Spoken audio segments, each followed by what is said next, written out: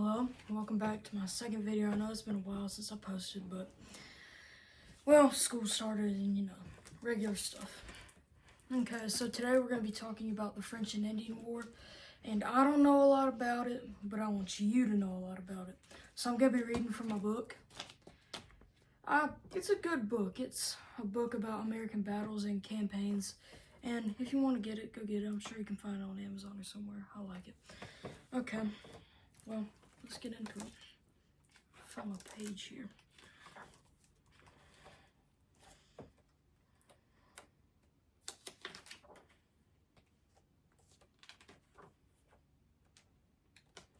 Okay, here we go. So, the French and Indian War started over a couple things. It started in the Ohio River Valley over the British and the French with trading with the Native Americans and just problems with that trade, with like the fur trade and all that, and English farmers trying to expand into French territory, which obviously the French didn't like that much. So the first actual battle, you could say, happened on July 3rd, 1754 at Fort Necessity, where George Washington, have you ever heard of him, led 150 Virginia militia to investigate accurate reports of a French entry into Trans-Allegheny, Virginia. Seneca allies led Washington to a French encampment. In the resulting skirmish, the Indians butchered all but 20 of what turned out to have been a diplomatic mission, including the surrendering, oh my god, I'm not very good at saying this word, surrendering Ensign Jumonville. Washington began building Fort Necessity in expectation of the French counterattack, soon receiving 350 reinforcements and constructing a military road. French soldiers numbering around 600 plus and 100 Indians soon reached the uncompleted fort, which could not contain Washington's entire force. So Washington's entire force could not fit in that fort. So some of them were outside, some of them were inside. I mean, it's just how it was. And their weapons and spirits soaked in 2 days worth of heavy rain. And Fort Necessity, the rain was pretty bad. It was like pouring down rain, so there's something. And the Virginians offered only 10 hours of resistance to the French. Now that may seem like a lot, but no.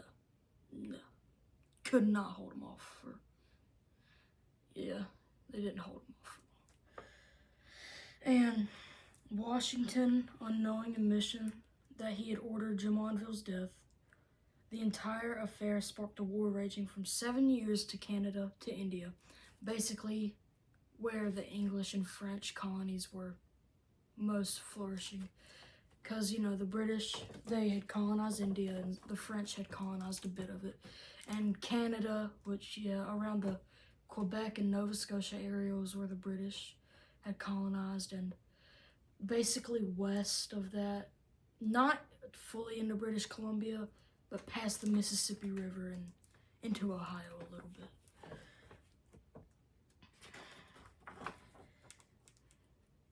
Okay, the second battle of the French and Indian War happened only a month after Fort Necessity.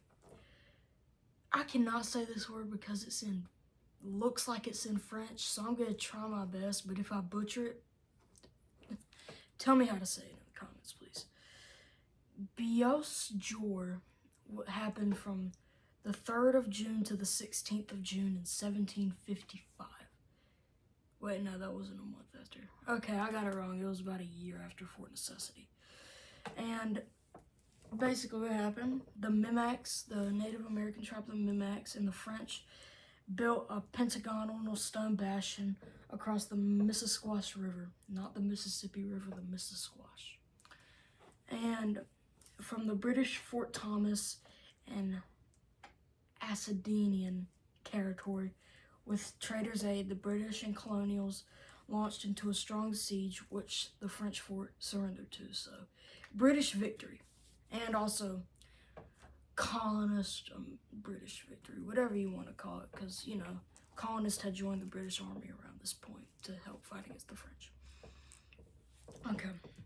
The third battle of the French and Indian War, third major battle, because these are all major battles. It's not really counting skirmishes in this book, but if you want to know more about skirmishes, let me know. I might do a video on that. And later on in the video, I'm going to tell you like how I'm going to do all my videos, and after, I'll just tell you what I'm going to be doing if you're interested in that. Okay, so the third major battle, Monongahela River in 1755. It does not give an exact date. General Edward Braddock refused to recognize the differing nature of colonial warfare as he led a powerful column against the French forts in the Ohio River Valley with a large supply train. The 2,200 British regulars and militia moved slowly, road building as they went, giving the French time to collect Native American allies and ambush Braddock at the crossing of the Monongahela River. Braddock and 2/3 of his command perished in the road. Okay, so did not go very well for British there. So basically, got ambushed on the river, which ambush is never really good for anybody. Okay, the fourth major battle of the French and Indian War. The Crown Point Expedition, 1755. Again, does not give an exact date. Crown Point was a staging point for invasions south into British areas of North America. General W. Johnson led several columns into the area, constructing a road and Fort William Henry, which Fort William Henry was one of the biggest, if not, it was the biggest battle in the French and Indian War, and we'll get to that later. Okay, so that wasn't really a battle. It was just them constructing Fort William Henry, which Fort William Henry was very important to the French and Indian War. Okay, Lake George, the 8th of September, 1755. General William Johnson, with 2,000 militia and 200 Indian allies, dug in to interdict a French invasion road.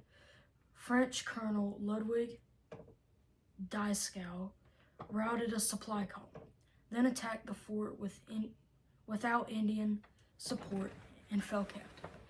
So, what happened? Tried to attack the fort, didn't go so well without the Native American allies, and they got captured, so didn't go good. Okay, fifth. I think it's fifth. I think we're on fifth, yeah. Okay, Taloa, 1755. Expanding their territory southwards, the Cherokee invaded the territory of their long-term enemies, the Creeks. The outnumbered Cherokee defeated the Creek War Party and secured the territory north of the Chattahoochee. Okay. So it wasn't really involving British or French. It was just Native Americans.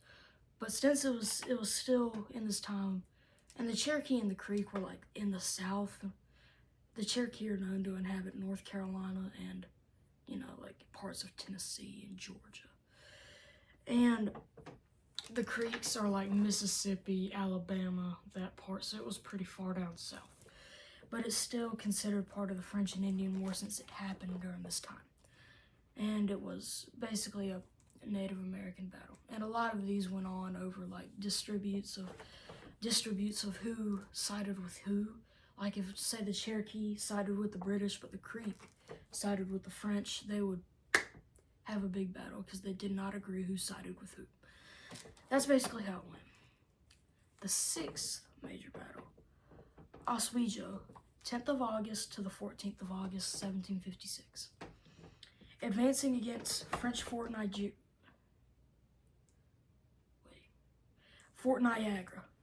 which controlled the portageway around the namesake falls. Governor William Shirley of Massachusetts and British General Pepperrell ended their march at Fort Oswego as they further fortified with a post. Fort Ontario and garrisoned with 1,600 men.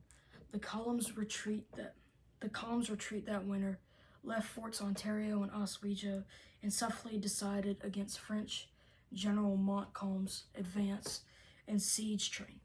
Ontario's fall, leaving Osceola indefensible and having to surrender. Okay, the 7th major battle, Fort Bull, 27th of March, 1757. The French followed up on their victory at Fort Oswego by their winter attack on this small post further down on the supply road from British territory. A total of 362 French, Canadians, and Indian and Native American allies overwhelmed a colonial garrison of 60. So they were outnumbered pretty bad. Okay, now we're getting into the main event. Fort William Henry. 3rd of August to the 9th of August, 1757. The French Marquis de Montcalm continued his policy of reducing the unsupported chain of British outposts meant to forestall French counter-thrust down from Canada. A previous attack and difficulties in transport had left Fort William Henry damaged and with smaller artillery than those possessed by the French siege train, which included mortars. Lieutenant Colonel George Monroe commanded 1,500 regular and colonial garrison with 18 guns. And 18 guns, it doesn't mean they had 18 rifles, it means they had 18 cannons. Okay, just to clear that up so you guys didn't think they were just armed with like 18 guns, like, or muskets, so that, yeah. And in the fort's defense, Montcalm's forces included 6,000 French and 2,000 allied Native Americans, lured on by promises of glory and plunder. The fort's strength prompted Montcalm to begin a classic European-style siege of trenches and traverses as his artillery weakened the fort's walls and defenders, while allowing a message that reinforcements would not be forthcoming to reach Monroe. Such tactics left Montcalm's Indians bored and angry as the siege wore on for 6 days. In keeping with the European tradition, Monroe asked for terms when the French created a breach in the fort's walls. Montcalm granted honors of war and safe passage to British territory to the British, with French retaining the fort and its stores. Native Americans, out to profit from the campaign, proceeded to do so on the night of the surrender by taking scalps of the British wounded left behind, and for the following 2 days attacking and slaughtering as many as 184 of the departing garrison, as they sought loot, scalps, and prisoners to be held for profitable ransom. French efforts to stop the Native Americans proved ineffective, the massacre provoking an enduring storm of resentment among the English and colonists. Since celebrated in literature, Montcalm burned the fort and retreated back into Canada, while the British began preparations for a massive counterattack. Okay, so a lot to comprehend there. So, Fort William Henry took over 6 days for the fort to completely fall and all the British to just clear out, just go on. And it was, as I said, it was the main event. And there's actually a picture in this book, and I don't think I'd be able to show it to you because it'd be hard to see, but it shows the French siege lines, the fort, and the English encampment. And the English encampment was on the other side of the river from the fort, and the fort was on the east side of the river, and the encampment was on the west side. And the French, so the fort's right here. The French had a siege line right here. And then they had a siege line going all the way down the river to Lake George to make sure that no resupplies or any supplies came in to reach the fort. Because if it got into that river on the east side of the fort, it could have easily given the British more supplies, more men, more anything that they needed. So the French, it's a French victory, as they call, because it was well planned. Okay. Sabbath Day Point, 23rd of July, 1757. British Major General Daniel Webb probed for Montcalm's advancing siege calm in ignorance of the French numbers. Colonel John Parker lost 250 killed or captive when 450 French fired on his boats. Webb retreated. Okay. Fort Caleron, the 6th of July to the 8th of July, 1758. General James Abercrombie led a waterborne British thrust towards the French forts along Lake Champlain, towards this strong stone bastion, later known as Fort Ticonderoga, which is a major battle in the Revolutionary War. We'll get to that in probably the next video, because I think that's what I'm going to do next.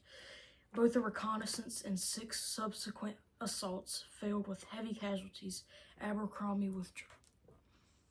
Louisbourg, 8th of June to the 26th of July, 1758. Pretty long, almost a month long. Having survived previous attacks, this French fortified port fell after a large-scale assault by 39 British ships and landings by 13,200 troops under General Jeffrey Amherst.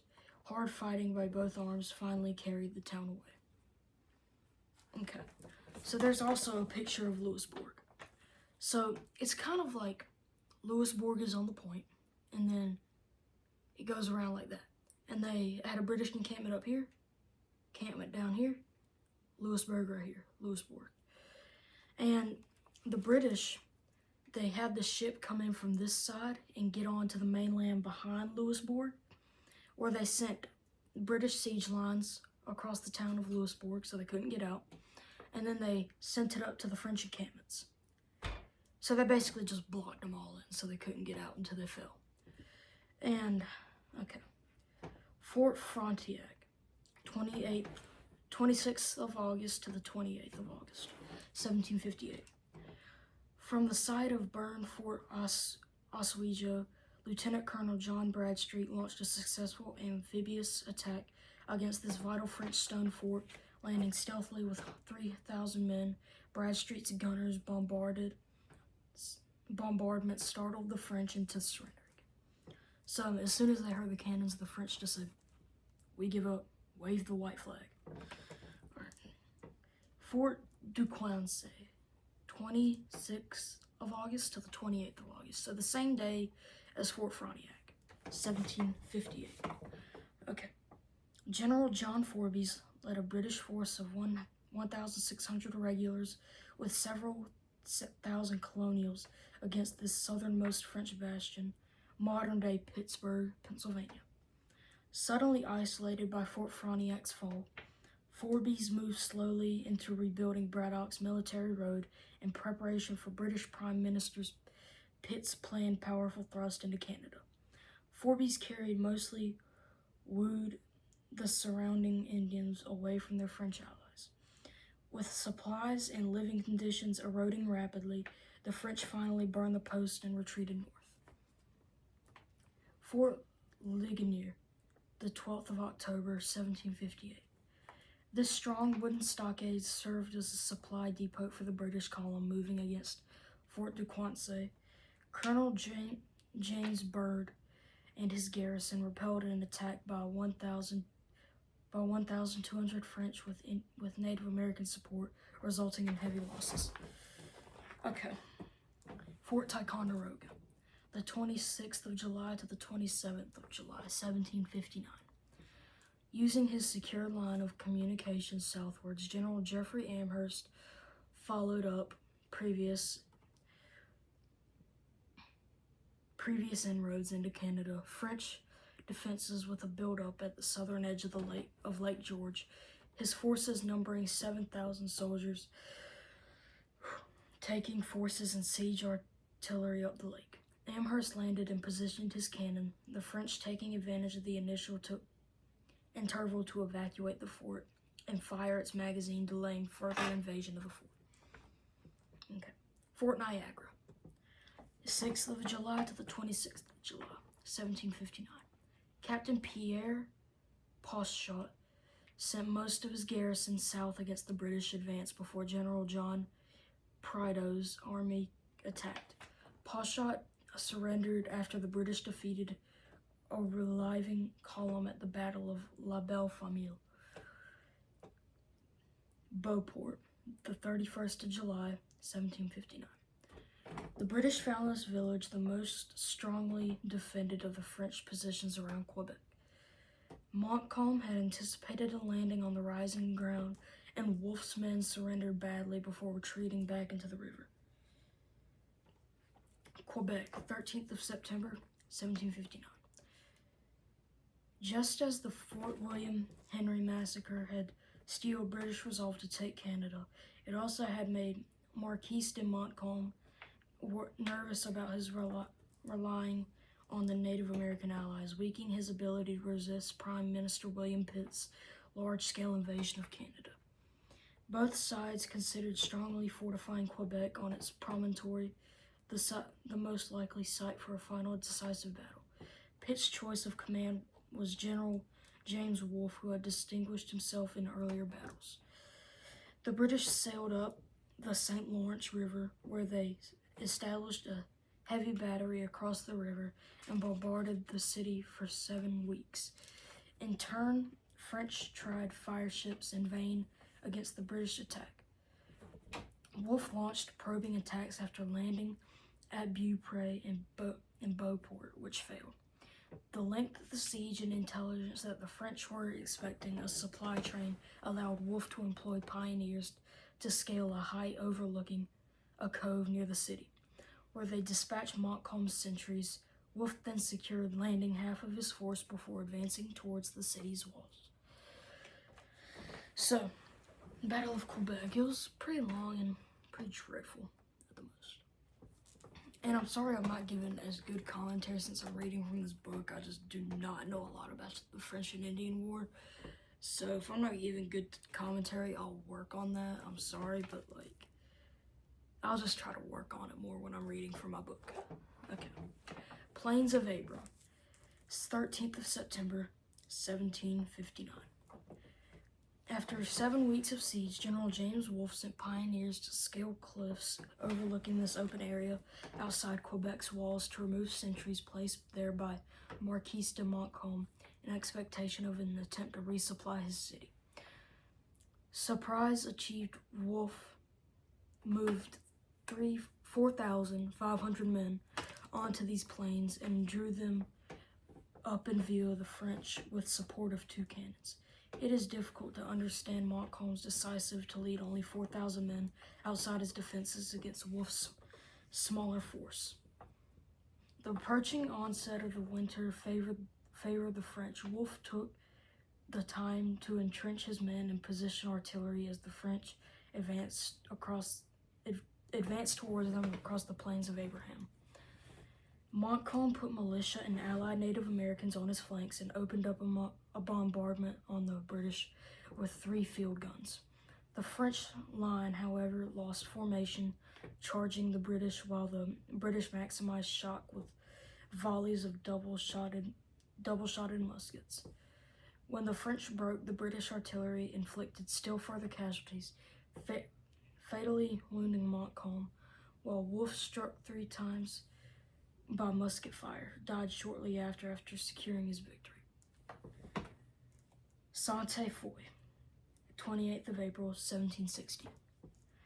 With Wolfe dead and the defenses breached, and only General James Murray and 7,300 men left to secure captured Quebec, escaping French forces rallied under General Francois Gaston de Levis, and got ready to retake the city as the British garrison dwindled over winter of scurvy and hunger. Lighter French ships could move in the St. Lawrence before the British fleet escaped the frozen harbor. These ships landed 7,000 French soldiers, militia, and allied Native Americans upon this spot in Quebec's promontory near the Plains of Abraham. Murray led out the 3,800 men still fit to bear arms. The French, prevailing on this occasion with their superior numbers, overwhelmed the British. Murray retreated into the city's remaining defenses, which he held until the British fleet drove off the French and resupplied them. Levis retreated to Montreal, or converging British armies forced to surrender. Restigouche, 3rd of July to the 8th of July, 1760. After Prime Minister Pitt's renewal of the blockade of Canada and with spring allowing movement in the St. Lawrence River, the British fleet bombarded the French positions along the river and destroyed the French flotilla in display. Thousand Islands, 16th of August to the 24th of August, 1760. The final stages of the British control of forts and regions captured during Prime Minister William Pitt's large-scale invasion of Canada depended upon the ability of British Navy to transport men and supplies up the St. Lawrence River. General Francois Gaston de Levis nearly recaptured Quebec before the British could resupply the city's starving garrison. The French enjoyed some advantage, and their smaller river craft regained their mobility in the spring's thaw before the ocean-worthy British vessels could move. Captain Pierre Pochet, with 400 men and 2 gunboats, held a fortified position here in the St. Lawrence Archipelago. An arriving British fleet cleared the river and bombarded Pochet's fort, reducing it after 2 days. Tacky's War. Oh, wait. Okay, that's the end of the... Okay, so that's the end of the French and Indian War. And next time, well, I'm going to talk to y'all about something. So, book's acting difficult here. Hold on. Don't do. Okay, I'm just gonna take this cover off because it's getting annoying. Okay. So, what I'm gonna do, I'm gonna try to post every Saturday if I can, because I have school and normal things like that.